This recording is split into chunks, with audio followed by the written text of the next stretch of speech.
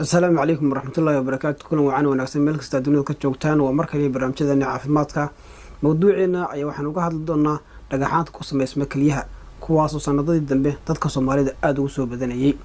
Waan xaalad kamid ah xaaladaha caafimaad darro ee dadka Soomaalidu ay la tabaalaysan yihiin kuwaas oo inta badan aan helin daweynta ku habboon iyo sidoo kale talooyinka caafimaad ee xagga marka laga hadlayo tacliinta ku saabsan.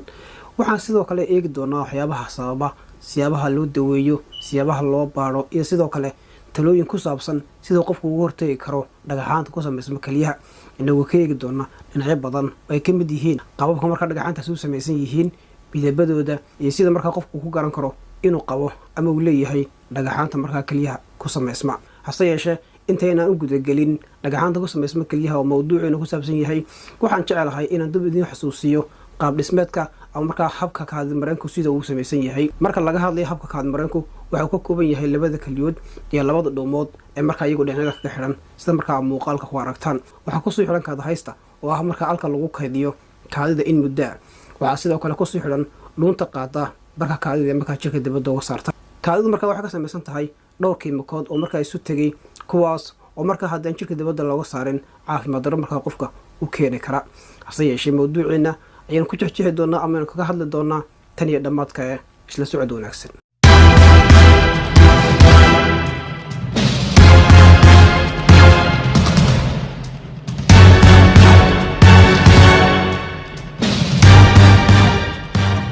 marka laga hadlayo dhagaxaanta ku sameysma kaliyaha waxa inta badan u sababa marka qofka jirkiisa ay ku yaraadaan dareeraha sida biyaha oo kale. waxyaabahaas marka keenaya waxa ka mid ah chemicals ama maadooyin chemical oo marka qofka jirkiisa ku jira kuwaas oo baahan marka in jirka dibadda looga saaro. taasoo marka keenaysa in chemicalskaas ay soo dhawaadaan isla markaana ay si adag isu qabsadaan taasoo ugu dambeyntii keenaysa dhagaxaanta kaliyaha in qofka marka kaliyihiisa ay ku sameysmaan. maxaa sababa marka dhagaxaanta kaliyaha ku sameysma? marka laga hadlayo waxyaabaha sababa waxa ka mid ah sidaan xusnay dareeraha oo marka qofka jirkiisa ku yaraada. hase ahaatee marka laga hadlayo dhagaxaantu way ku kala duwan yihiin qaabka ama muuqaalka guud sidoo kale xajmiga iyo sidoo kale midabka.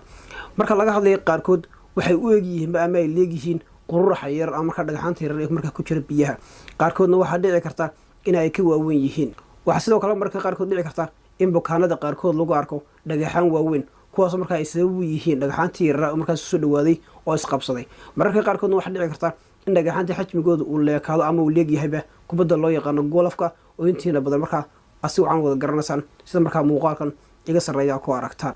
marka laga hadlay qaybaha loo qaybiyo dhagaxaanta kaliyaha ku sameysma waxaa ka mid ah calcium stones oo ah isagoo mid inta badan ay u sabab yihiin infekshanada kala duwan ee ku dhaca habdhiska kaadi mareenka gaar ahaana ka laga helo kaadida. tanina marka waxay keenaysaa in maadada calcium ama macdantaasi ay ku badato kaadida taasoo markaa keenaysa in markaa macdanta loo yaqaano calciumtu aana jirka markaa dibadda looga saarin taasoo markaa keenaysa in markaa macdanta calciumtu ay si adag isu qabsato isla markaana ay sababto ama ay keento ugu dambeyntii dhagaxaanta ku sameysma unugyada kala duwan ee markaa habdhiska kaadi mareenka gaar ahaana kaliyaha. waxaa kaloo ka mid ah loo yaqaano staphylococcus stones kan inta badan waxaa keena infekshanada ama caabuqyada kala duwan oo ku dhaca habdhiska kaadi mareenka taasoo inta badan keenaysa in qofka markaa kaadidu ay dib ugu noqoto.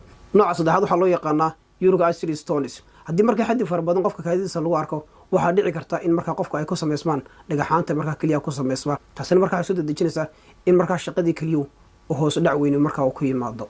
inta haddii aan ka gudubno waxyaabaha kale markaa keeni kara waxaa ka mid ah dawooyinka sidoo kale oo qofku markaa uu qaato. dawooyinka waxaa ka mid ah anti-ulcers kuwa loo yaqaano ee loo qaato laaboolka ama laabdilooc oo kale markaa qofku uu qaato. waxaa kaloo ka mid ah dawooyinka ay ka mid yihiin aspirin oo markaa siyaabo kala duwan qofku uu qaato. waxaa kaloo ka mid ah antibioticska qaarkood. waxaa kaloo ka mid ah dawooyinka loo qaato cudurka loo yaqaano aidiska oo markaa uu keeno fayraska loo yaqaano HIV. waxaa kaloo ka mid ah dawooyinka iyaguna keeni kara dawooyinka markaa dadka suuxidda leh ama markaa miirdoosnka markaa uu ku dhaco iyaguna way keeni karaan. ugu dambeyntii waxaa ka mid ah dawooyinka markaa iyaguna sabab noqon kara dhagaxaanta markaa kaliyaha ku sameysma kuwa markaa qofka jirkiisa kaadi badan ka saara kuwa loo yaqaano diuretics kuwaas markaa keeni kara markaa chemicals fara badani ay qofka jirkiisa markaa ay ku jiraan dareero badanna markaa qofka jirkiisa laga saaro. intaas markaa waxay ka mid yihiin waxyaabaha keeni kara ama sababi kara in qofka markaa dhagaxaanta kaliyuhu ay ku dhacaan ama markaa ay dib ugu soo noqdaan. calaamadaha lagu garto waa kuwo markaa aada u fara badan. hase yeeshee waxaan isuu gudbin doonaa kuwooda ugu muhiimsan islamarkaana qofku uu ku garan karo inuu leeyahay dhagaxaanta markaa kaliyaha ku sameysma taasoo markaa u baahan in qofku markaa uu la tashado dhakhtar ama sidoo kale uu maro baaritaan isagoo isticmaalaya qalabada markaa aan dib ku sheegi doono ee markaa lagu baaro dhagaxaanta markaa keliyaha ku samaysma. Calaamadaha waxaa ka mid ah in qofku markaa xanuun ka dareemo qaybta ubucda oo kale ama sidoo kale macdanta. Calaamadaha kale markaa lagu garto waxaa ka mid ah in qofku markaa uu yeesho xumad fara badan ama markaa temperature-kiisu markaa uu aad u kaco. waxaa kaloo ka mid in qofku yeesho dhidid fara badan. waxaa sidoo kale ka mid ah calaamadaha lagu garto dhagaxaanta keliyaha ku samaysma in qofku markaa uu marna xanuun dareemo, mararka qaarkoodna xanuunkaasi uu markaa aanu qofku dareemin oo markaa uu ka ladnaado. oo mid ka mid a markaa calaamadaha lagu garto isla markaana qofka halis markaa caafimaadkiisa u keeni karta maadaama qofku aanu go-aan ka gaari karin xanuunka markaa haya. hase yeeshee waxaa wanaagsan haddii qofku calaamadaas kale isku arko in markaa dhakhtarra tashado ama sidoo kale uu baaritaano markaa uu maro. waxaa kaloo ka mid ah calaamadahaas inuu ku arko kaadidiisa, sidoo kale uu dhiigga ku arko. waa calaamadaha kale lagu garto dhagaxaanta keliyaha ku samaysma. waxaa kaloo ka mid ah calaamadahaas in qofku markaa uu yeesho infection kusoo noqnoqonaya isla markaana qofka kaadidiisa laga heliyo. ugu dambeyntan waxaa ka mid ah in qofku uu yeesho shuban uu yeesho. shubanka qofku uu yeelanayo waxay ku xidhan tahay haddii xajmiga dhagaxaanta ay noqdaan kuwo waaweyn ama qaradooda waaweyn tahay ayaa inta badan calaamadan dhaariyada ama shubanka markaa lagu gartaa. intaas marka waxay ka mid tahay calaamadaha lagu garto marka laga hadlayo dhagaxaanta keliyaha ku samaysma. habka loo baaro marka laga hadlayo habka loo baaro dhagaxaanta keliyaha ku samaysma waa kuwo kala duwan. hase yeeshee marka laga hadlayo waxa ugu muhiimsan in qofku markaa dhagaxaantaasi laga baaro kaadidiisa. haddii markaa qurbiya laga helo ama markaa burbur ka dhagaxaanta laga helo waa calaamad muujinaysa inuu qofku leeyahay dhagaxaanta keliyaha ku samaysma oo mararka qaarkood markaa qofka kaadidiisa soo dhaafa iyadoo markaa ka imanaya keliyaha. tan markaa waxay noqonaysaa calaamad muujinaysa inuu qofku leeyahay dhagaxaanta markaa keliyaha ku samaysma. siyaabaha kale markaa loo baaro waxaa ka mid ah in qofku markaa dhiig laga qaado iyadoo markaa la eegayo maadada calciumta ama macdanta calciumta iyadoo la eegayo xadigeeda iyadoo la eegayo.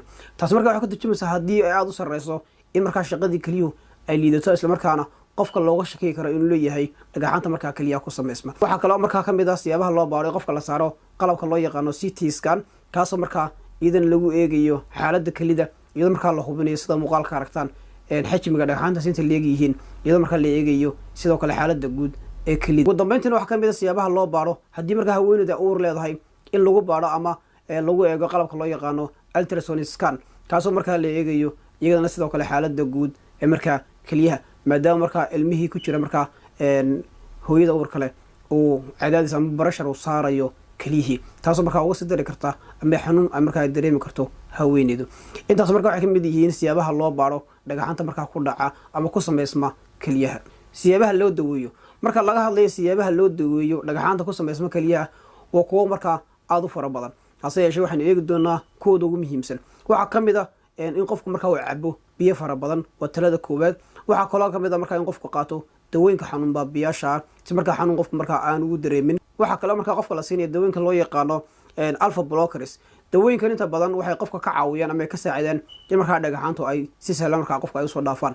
hase yeeshee waa inuu qofkaasi dhakhtar kala tashadaa ka hor intaan markaa aanu isticmaalin dawooyinkan. waana kuwo inta badan ku xidhan qoraal markaa uu dhakhtarku uu qorayo isagoo markaa garanaya dawada markaa qofka bukaanka ku habboon. waxaa kaloo ka mid a siyaabaha loo daweeyo inaan qofku cunin cuntooyin markaa ay ku badan tahay milixdu.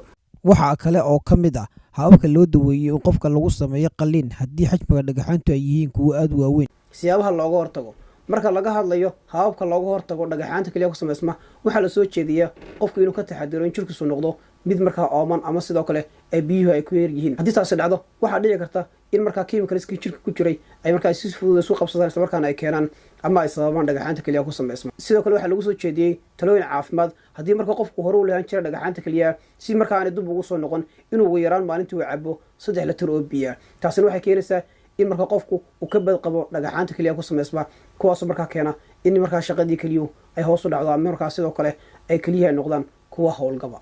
talooyinka kale ee muhiimka la soo jeediyeen waxaa ka mid ah si qofku markaa uga hortago dhagaxaanta keliyaha ku samaysma haddii qofku markaa uu biyo cabayo inuu ku daro liinta weliba liinta loo yaqaano liin dhanaanta oo kale. waxaa kaloo ka mid ah in qofku uu cabo shaah iyo sidoo kale kafeega kuwaasuna ay la mid yihiin ama ay buuxinayaan booska markaa biyaha haddii markaa qofku aanu biyaha aanay isku wanaagsan ama markaa qofku aanu biyo badan aanu cabin. waxaa kaloo lasoo jeedinaya qofku inuu ka dheeraado cabitaanka sharaabida markaa soodhaha leh ee loo yaqaano fiisiga. waxaa kaloo ka mid a ugu dambeyntii sidaan hore xusnay inuu qofku uu had iyo jeer uu ka fogaado isticmaalka cuntada ay ku badan tahay milixdu. intaas ayaan kusoo gabagabeynayaa mawduuciina ku saabsanaa dhagaxaanta keliyaha ku samaysma tan iyo kula dambe ku mahadsantiin daawashadiina nabadgelyo.